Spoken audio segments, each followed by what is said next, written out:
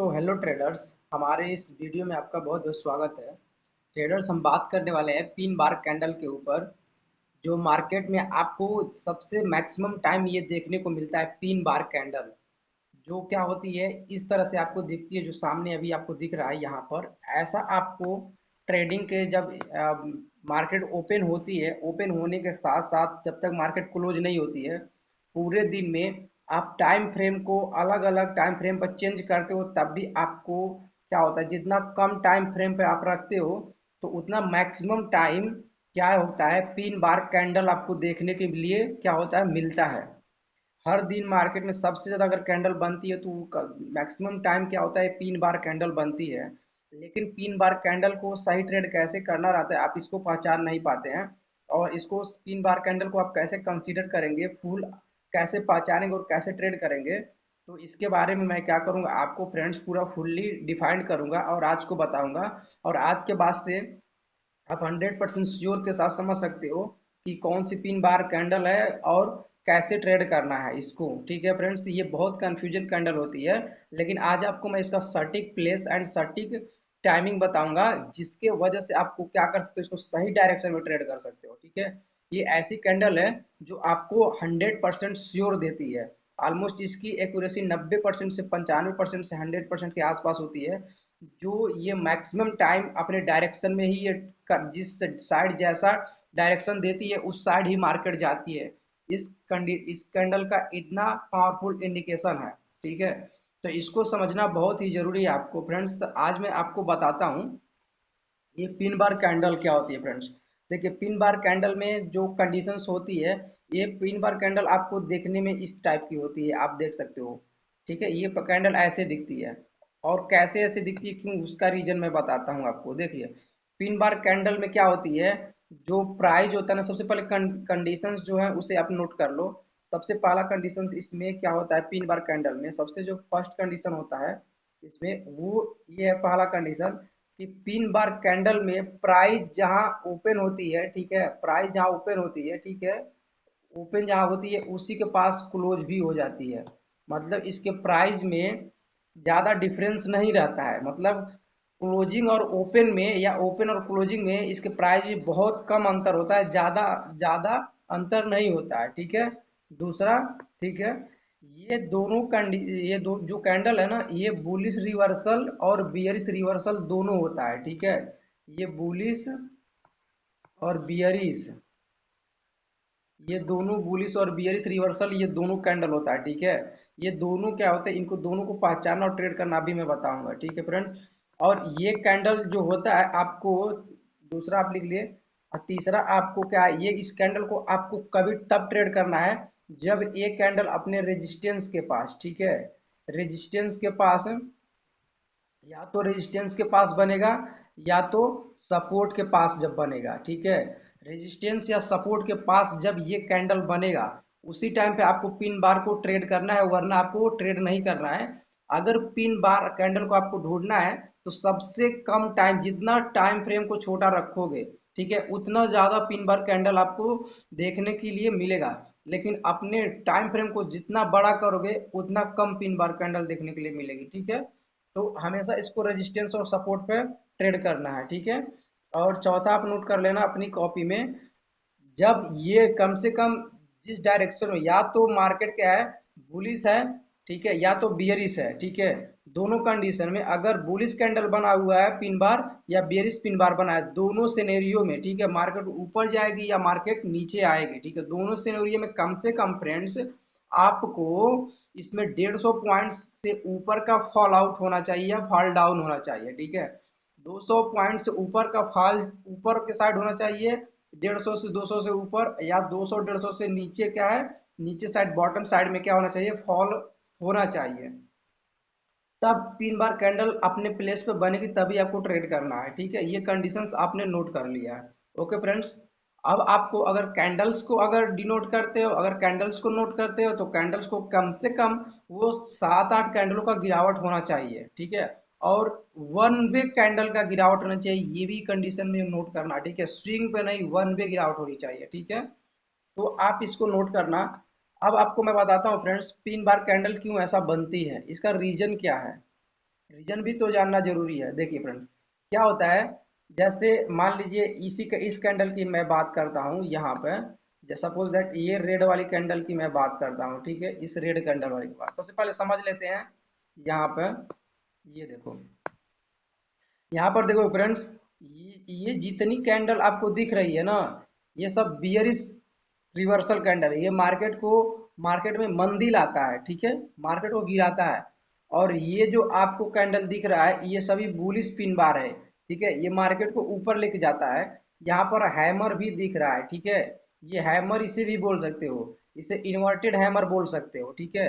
Same hammer है, इसे inverted hammer की तरह इसको ट्रेड कर सकते हो। सेम हैमर में और पिन बार में ज़्यादा डिफरेंस नहीं होता है। बस इसमें कॉमन डिफरेंस ये होता है कि ये क्या है, हैमर जो होता है वो क्या होता है, उसमें जो रिवर्सल आते हैं वो लंबा रिवर्सल देते हैं, ठीक है। जैसे मार्केट क्या है, उसमें 150-300 पॉइंट क्या होती है, मतलब 400 पॉइंट गिर जाती है या ऊपर मतलब ऊपर चली जाती है हैमर के बनने पर, ठीक है। सेम डिफरेंस नहीं है, सेम वही कैंडल है। बस इसको लोग पिन बार के नाम से लोग इसको पिन बार कैंडल भी बोलते हैं, इसलिए मैं आपको बस बता रहा हूँ, ठीक है। तो आपको इसमें प्राइस इसलिए ऐसा होता है फ्रेंड्स, तो आपको ये बियरिश और बुलिश दोनों समझ में आ गया कि ये जो सभी कैंडल हैं ये बुलिश है और ये सभी बियरिश है। ये मार्केट में मंदी लाती हैं और मार्केट में ये तेजी लाते हैं, ठीक। अब आपको बताता हूँ कि ये इन लोगों का इनका जो कलर है ना फ्रेंड्स, इनका जो कलर है, इनका कलर क्या हो सकता है, ब्लैक सॉरी ग्रीन और रेड दोनों हो सकता है। कोई भी अपने प्लेस पर ग्रीन भी हो सकता है, रेड भी हो सकता है। जरूरी नहीं कि ऊपर जाने के लिए ग्रीन ही नीचे बने। मार्केट को ऊपर ले जाने के लिए बॉटम में ग्रीन ही कैंडल बने, ऐसा जरूरी नहीं है, रेड भी बन सकता है, ऐसा भी बन सकता है, ठीक है। ऐसा भी बन सकता है, ऐसा भी बन सकता है, ऐसा बन सकता है, ये बनेगा तो मार्केट ऊपर जाएगी, ठीक। ये होता है। और सेम उसी सिनेरियो मार्केट नीचे आने के लिए ये है, ठीक ना। अब समझना क्यों ऐसा होता है, ठीक है। देखिए, मार्केट सपोज दैट ये कैंडल क्यों इस तरह से फॉर्म हो गई है, क्यों इस तरह से फॉर्म हो गई है कैंडल, ठीक है। ये कैंडल इसलिए फॉर्म हो गई है कि यहाँ इस कैंडल में क्या हुई, प्राइस इस लेवल पर ओपन होती है, ठीक है। इस लेवल पर प्राइस क्या होती है, ओपन होती है यहाँ पर, ठीक है। और प्राइस यहाँ से ओपन होने के बाद ये प्राइस क्या होती है, डाउनफॉल या इस लेवल तक दिखाती है, ठीक है। इस लेवल तक प्राइस डाउनफॉल दिखाती है, ठीक है। इस लेवल तक प्राइस डाउनफॉल दिखाने के बाद क्या होती है, ये प्राइस फिर से ऊपर आती है। यहाँ पर ऊपर आने के बाद इस लेवल पर क्या होती है, क्लोज हो जाती है, ठीक है। प्राइस इस लेवल पर क्या हुई, क्लोज हो गई। यानी कि इसमें डिफरेंस ज्यादा नहीं रहा। तो यानी कि जो ऊपर से जब मार्केट को नीचे लेकर आए सब, तो इसका मतलब ये हुआ कि मार्केट में क्या थे, सेलर थे, ठीक है। यहाँ पर सेलर थे जो मार्केट को नीचे ले जाने की कोशिश किए, लेकिन सपोर्ट पर क्या थे, इस सपोर्ट लेवल पर यहाँ पर बायर थे। और बायर ने फिर से अपना ताकत दिखा के मार्केट को ऊपर लेकर चला गया। और जहां प्राइस ओपन हुआ था उसी के आसपास क्या किया, प्राइस क्लोज कर दिया, ठीक है। तो जब प्राइस ऊपर क्लोज हो जाती है तो इसका मतलब श्योर शॉट ये रहता है, कंफर्मेशन मिलता है कि सपोर्ट पर बायर है। मतलब प्राइस को नीचे नहीं जाने देंगे सब बायर, ठीक है। क्योंकि सेलर ने कोशिश किया लाने के लिए, लेकिन बायर ने इसको ऊपर लेकर चला गया, ठीक है। ये कॉमन सेंस है, कॉमन साइकोलॉजी, इसमें इसको समझना जरूरी होता है। जब ये शब्द मैं आपसे बोलूंगा तभी आप इस चीज को समझ पाओगे, ठीक ना। तो इसमें ये होता है कि जब प्राइस नीचे आती है, फिर से बायर प्राइस को ऊपर लेके चले जाते हैं, इसलिए ऐसी कैंडल का क्या होता है, फॉर्मेशन होता है। इस टाइप की कैंडल का क्या होता है, फॉर्मेशन होता है, ठीक है। ये बायर को डिनोट करता है कि बायर ताकतवर है, ठीक है फ्रेंड्स। तो ये क्या होती है, मार्केट तब ऊपर जाती है, ठीक है। और सेम उसी सिनेरियो में इस कंडीशंस में क्या देखने के लिए मिलता है कि इसमें क्या होती है, प्राइस जो होती है, इसमें क्या होती है, यहाँ इसमें क्या होती है फ्रेंड्स, प्राइस इसमें क्या होती है फ्रेंड्स, देखो कि प्राइस क्या है, अगर रेड कैंडल को लेते हो या ग्रीन कैंडल को लेते हो, ठीक है। तो इसमें क्या है, जैसे रेड कैंडल की मैं बात करता हूँ तो प्राइस क्या है, यहाँ पर ओपन हो रही है, ठीक है। और प्राइस ओपन होने के बाद क्या है, इस वाली कैंडल की मैं बात करता हूँ, एक मिनट में आपको दिखाता हूँ, ठीक है।